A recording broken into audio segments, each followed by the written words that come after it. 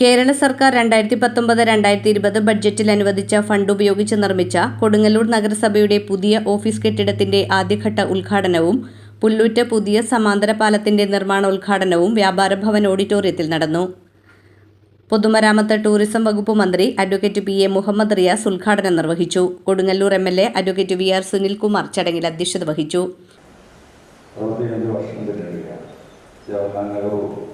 ആയിരുന്ന കാലഘട്ടത്തിൽ തുടക്കം കുറിച്ച ഒരു പാലം കൂടിയാണ്. അത്രയേറെ പഴക്കവും അന്നൊന്നും ഞാനും പലരും ഇവിടെ ജനിച്ചിട്ടുണ്ടാവില്ല എന്ന് തന്നെയാണ് ഞാൻ വിശ്വസിക്കുന്നത്. കുറച്ച് പേരൊക്കെ ഉണ്ടായിരുന്നു.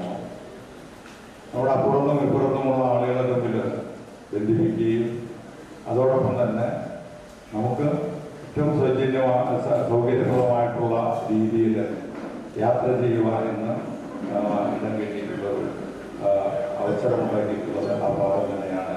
രണ്ടായിട്ട് കിടന്നിരുന്നൊരു മേഖലയെ ഒന്നാക്കി മാറ്റിയതാണ് അതിൻ്റെ നേട്ടമായിട്ട് കാണുന്നത്. അത് ഏറെ പഴക്കമാകുന്നുണ്ട്, ദ്രവിച്ചു തുടങ്ങിയിട്ടുണ്ട്. എല്ലാവരുടെയും വലിയ ഒരു ബുദ്ധിമുട്ടുകൾ അനുഭവപ്പെടുന്ന സാഹചര്യങ്ങളൊക്കെ തന്നെ നമ്മുടെ മുന്നിലൂടെ കടന്നു വന്നിട്ടുണ്ട്. അതിനൊരു പരിഹാരം കാണണമെന്നുള്ള നിലയ്ക്ക് തന്നെയാണ് 2016-17 കാലഘട്ടത്തിൽ അന്ന് ബഡ്ജറ്റിൽ ഉൾപ്പെടുത്തുകയും TP ഫണ്ട് ഉപയോഗപ്പെടുത്തിക്കൊണ്ട് അതിൻ്റെ നടപടികളെല്ലാം തന്നെ കിടക്കുന്നുണ്ട്.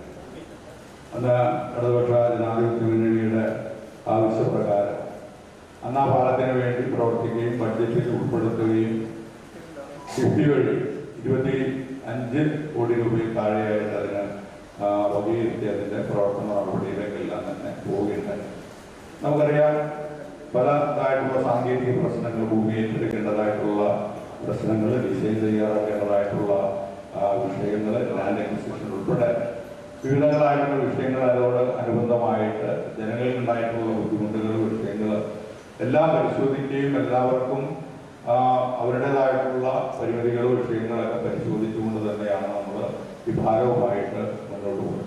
2019-2020 കേരള സർക്കാർ ബഡ്ജറ്റിൽ കൊടുങ്ങല്ലൂർ നിയോജക മണ്ഡലത്തിന് അനുവദിച്ച 8.25 കോടി രൂപ വിനിയോഗിച്ചാണ് കൊടുങ്ങല്ലൂർ നഗരസഭയുടെ പുതിയ ഓഫീസ് കെട്ടിടം നിർമ്മിച്ചിരിക്കുന്നത്. കൂടാതെ 46.31 കോടി രൂപ ചിലവിൽ നിർമ്മിക്കുന്ന പുല്ലൂറ്റ് പുതിയ സമാന്തര പാലത്തിന്റെ നിർമ്മാണോദ്ഘാടനവും ഇതോടനുബന്ധിച്ച് നടന്നു. കൊടുങ്ങല്ലൂർ നഗരസഭാ ചെയർപേഴ്സൺ ഹണി പീതാംബരൻ സ്വാഗതം ആശംസിച്ചു.